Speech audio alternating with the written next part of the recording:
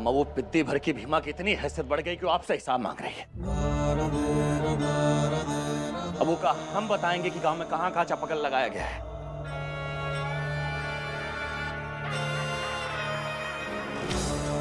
लीजिए अम्मा।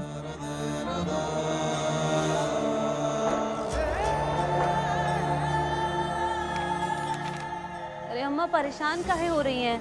वो छुटंकी कर ही का लेगी। भाभी, आपको अभी भी लगता है कि भीमा क्या कर ली? वहां देखिए, आज अम्मा के हाथ में ये बरसों पुराना पाप पुण्य का ये जो लेखा जोखा आ गया है, ये सिर्फ इसीलिए है क्योंकि इतने सालों के बाद आज किसी ने मुखिया से कुछ हिसाब किताब मांगा है। और अम्मा जानती हैं, अगर हिसाब किताब नहीं दिया गया तो ये बात कितनी आगे बढ़ सकती है और इसका परिणाम क्या क्या हो सकता है।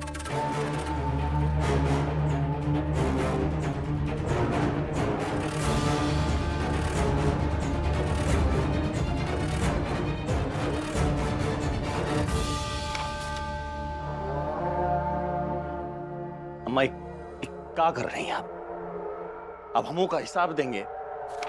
अरे हिसाब तो नहीं देंगे पर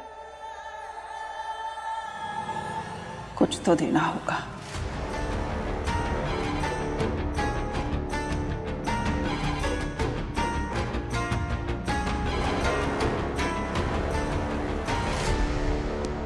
लालच हो रहा है ना? कहे ना हो, खट्टा बर्फ हमारा पसंदीदा है और वो हमारे सामने मजा लेकर खा रही है, तो काहे ना हो लालच। मगर ये बुरी बात है भीमा, और अपराध भी जो तुम्हारे द्वारा हो रहा है। मगर हमारा मन कर गया खाने का, तो ये अपराध कैसे हो गया? व्यक्तिगत इच्छाओं को पूर्ण करने की बात सोचने वाला व्यक्ति जब समाज और अपनी पूरी बिरादरी को सुधारने की बात करता है ना, तो वो झूठा होता है, फरेबी होता है। इसलिए तुम भी झूठी हो, फरेबी हो और अपराध कर रही हो। और अपनी बिरादरी के लोगों के मन में जो विश्वास पैदा कर रही हो, वो तो बस एक दिखावा है, और दिखावा करना पाप है भीमा। क्या हमारी अपनी कोई इच्छा नहीं हो सकती? नहीं, जो समग्र की बात करते हैं वो व्यक्तिगत इच्छाएं नहीं पाल सकते हैं। स्वार्थ की गोद में नायक पैदा नहीं हो सकता। इसलिए आगे से अगर इच्छाएं पालनी है तो वो सबके लिए पालो। और ऐसा नहीं हो सकता जब मन करे सिर्फ खुद की हो जाओगी, जब मन करे सबकी हो जाओगी। नहीं, जो सबके होते हैं उन्हें हर हाल में, हर समय में सबका दिल जीतना होता है। समझ गए पापा साहब, हम समझ गए। हम हमारी गलती को समझ गए और अब हम हमारी गलती को सुधारेंगे।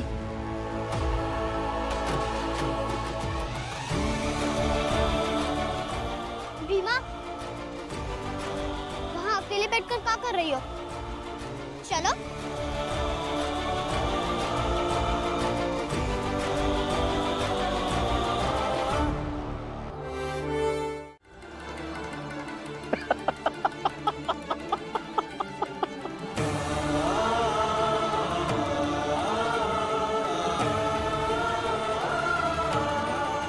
लाई पन्नादार।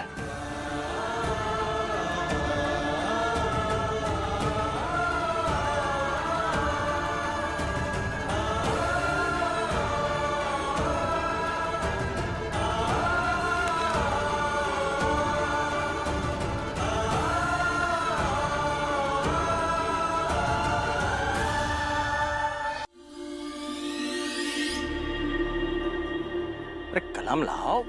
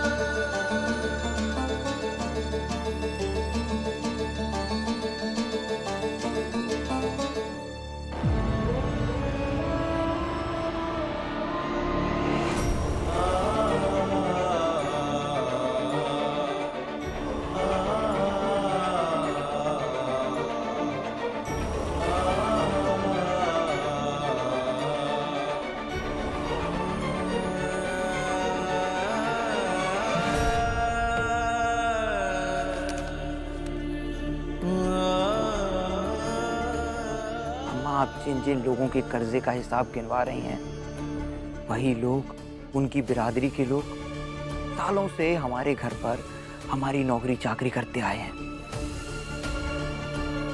तो अगर हिसाब लगाया जाए तो कर्जा हम पर है, इन लोगों का।